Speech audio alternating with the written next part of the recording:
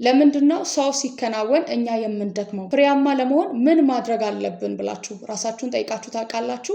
ዛሬ በየትኛው በምትነኩት ነገር ፍሬያማና ስኬታማ እንድትሆኑ የሚረዳችሁን 3 ዋና ዋና ነጥቦችን ወደ እናንተ ይዤ ቀርቤያለሁ። ይሄ ቪዲዮ ለብዙ ሰዎች ትምህርት ስለሆነ እስከ መጨረሻ እንድታዳምጡ እንዲሁም ደግሞ ላይክ ሼር እንድታደርጉ ሰብስክራይብ ካላረጋችሁ ሰብስክራይብ እያደረጋችሁ ቤተሰብ ሁኑ። በተለይ 3ኛው ነጥብ ሁሉም ሰው ሊሰማው የሚገባው ነጥብ ስለሆነ ሁላችሁም ሳትሰለቹ ይሄን ቪዲዮ እስከ መጨረሻ ተከታተሉ። በህይወታችሁ ስኬታማና ፍሬያማ ለመሆን የመጀመሪያው ነገር ከእግዚአብሔር ጋር መጣበቅ ነው። ከእግዚአብሔር ጋር በተጣበቃችሁ ቁጥር ስኬታማና ፍሬያማ መሆናችሁ ይጨምራል። አንድ ዛፍ ከግንዱ ከተለያየ ወይም ከተቆረጠ ምንም ያህል ቢለፋ ቢጥር ቢሮጥ ሊያፈራና ውጤታማ ስኬታማ ሊሆን አይችልም። ስለዚህ ያለ እግዚአብሔር የፈለጋችሁትን ያክል ዋጋ ብትከፍሉ ብትሮጡ ጥቂት ጊዜ ልትሳኩ ትችላላችሁ። ነገር ግን ስኬታችሁ ዘለቄታ አይሆንም ማለት ነው። ስኬታችሁ ላይ የመለኮት እጅ ያስፈልገዋል።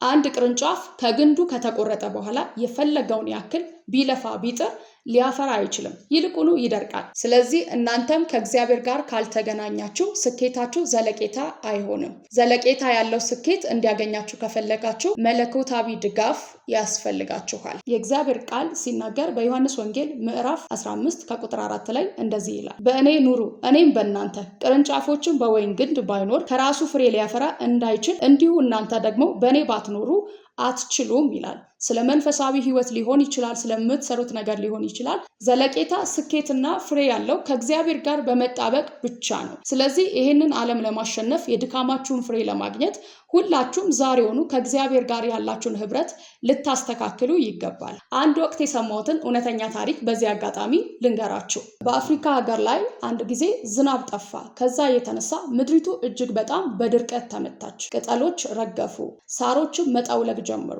ምድረ በዳ እስኪመስል ያ ስፍራ በድርቀት ተመታ። ነገር ግን በሚገርም ሁኔታ አንድ ዛፍ ብቻውን መለምለሙን ማደጉን በፊት ያሳይ የነበረውን ውጤት ማሳየቱን አልተወም ነበረ።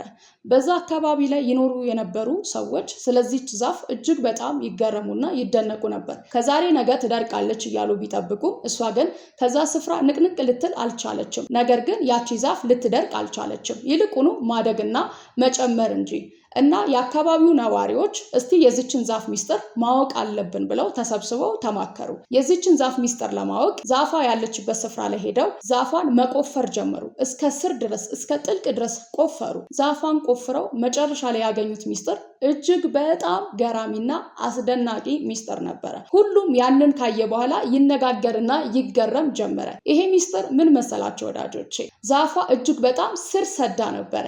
ከዚህ የተነሳ ሊታይ ከማይችል ከከርሰ ምድር ውሃ ጋር ሄዶ ስሯ ተገናኝቷል። ለካ የሚታየው ሊታይ ከማይችል ከከርሰ ምድር ውሃ ጋር ስሯ ተገናኝቷል። ለካ የዚህ ዛፍ ልምላሜ ዝናብ ሆነ የሚታየው አየር አልነበረም፣ ከስር ያገኘችው ምንጭ ነበረ። ሁል ጊዜ ከምንጭ ጋር በተገናኛችሁ በተጣበቃችሁ ቁጥር ልምላሜያችሁ እያበበ እየጨመረ ነው የሚሄደው። ይህንን ምሳሌ የነገርኳችሁ ብዙዎች እንድትጠቀሙበት ነው። ልክ እንደዛችሁ ዛፍ ህይወታችሁ እንዲያፈራና ሁኔታው ሲቀያየር፣ የኢኮኖሚ ውድቀት ሲሰማ፣ ኑሮ ሲወደድ፣ የተለያዩ ነገር ዓለም ላይ ሲከሰት የእናንተ ነገር ብቻውን ከፍ ብሎ እንዲሄድና እንዳይናወጥ የሚያደርገው ትልቁ ሚስጥር ከምንጩ ጋር መገናኘታችሁ ነው። ሁለተኛው ነጥብ ደግሞ ታማኝነትና ትጋት ነው። በምትሰሩት በየትኛውም ስራ ላይ ታማኝና ትጉ ሆናችሁ በሰራችሁ ቁጥር እግዚአብሔር ለእናንተ ሊሰጥ ያለው ፍሬ እየጨመረ ነው የሚሄደው። ሰው አያየኝም፣ ይሄ ትንሽ ነው፣ ይሄ ትልቅ ነው እያላችሁ ስራችሁ ላይ ትኩረት ባለማድረግና ባለመታመን የምትሰሩት የትኛውም ነገር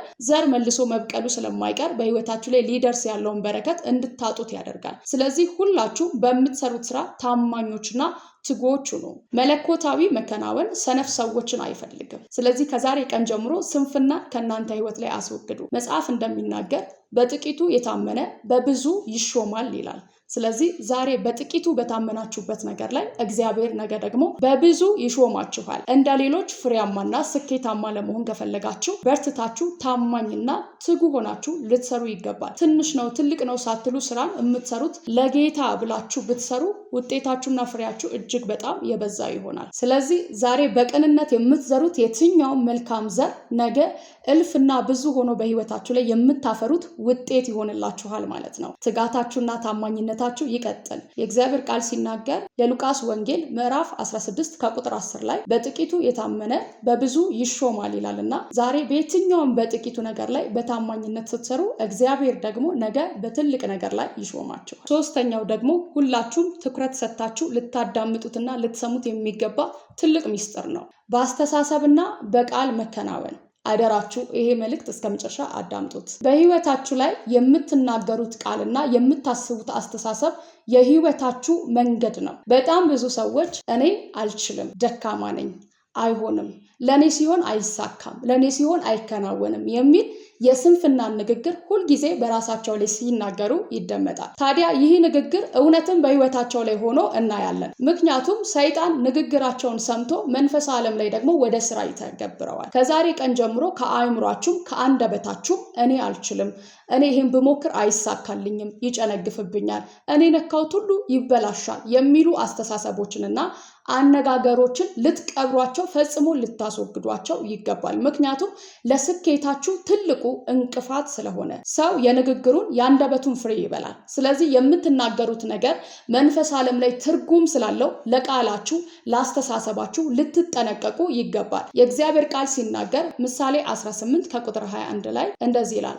ሞትና ህይወት በምላስ እጅ ነው ይላል። ስለዚህ ሞታችሁንም ህይወታችሁንም የምታውጁት በራሳችሁ ፈቃድ ነው ማለት ነው። ከዛሬ ቀን ጀምሮ ይሄንን ሞትንና ህይወትን የሆነውን ስልጣን የተሰጠውን ምላሳችሁን ለመልካም ብቻ መጠቀምን ልመዱት። እስከዛሬ ሞክራችሁ ያልተሳካላችሁ ነገር ላይ ለጓደኞቻችሁ፣ ለቤተሰቦቻችሁ ይሄን ነገር እኮ ሞክሬው ነበረ ነገር ግን አልተሳካልኝም፣ አልሆነልኝም ብላችሁ እያወራችሁ የነበራችሁትን ነገር ሁሉ አሁን ይሳካልኛል፣ ይሆንልኛል በሚል መንፈስ በእምነት ተሞልታችሁ ጀምሩት። መሳካትና መከናወን ትጀምራላችሁ። የእናንተ ውድቀት የጀመረው ከአንደበታችሁ ንግግር ስለሆነ ከዛሬ ቀን ጀምሮ የአንደበታችሁን ንግግር ቀይሩትና እንዴት ፍሬያማና ስኬታማ እንደምትሆኑ ታውቃላችሁ።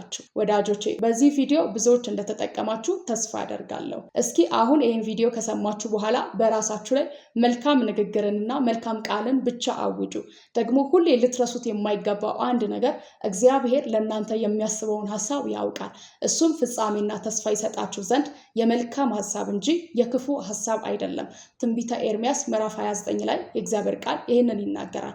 ስለዚህ እግዚአብሔር ለእናንተ መልካም ሐሳብ ካለው ፍጻሜና ተስፋው ደግሞ ያማረ ከሆነ ነገራችሁን በእግዚአብሔር ቃል ላይ በመጣል በእምነትና አንደበቶቻችሁን መልካም ነገር በማለማመድ ስራችሁን መስራት ጀምሩ። የዛ ጊዜ ትከናወናላችሁ።